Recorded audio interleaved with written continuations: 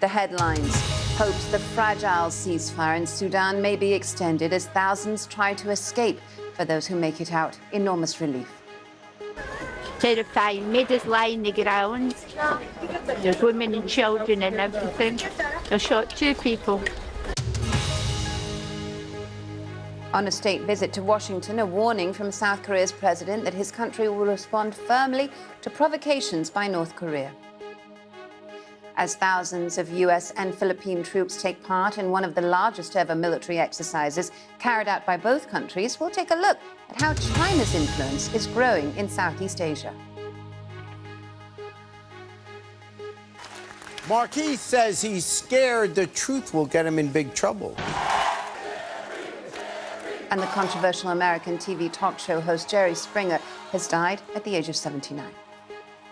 Thousands of U.S. and Philippine troops have been taking part in one of the largest ever military exercises carried out by both countries. Now, the exercises follow a deal announced earlier this year for U.S. forces to use an increased number of bases in the Philippines, including one near Taiwan. China's influence is growing in some parts of Southeast Asia, and a new report looking at data over the last 5 years in the ASEAN region has concluded pretty much the same thing. The report has been produced by the Lowy Institute, an independent think tank based in Sydney.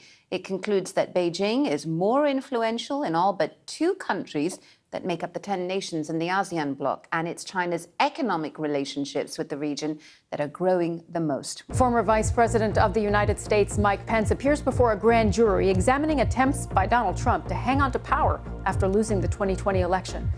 And the Biden administration announces new plans to curb migration at the border.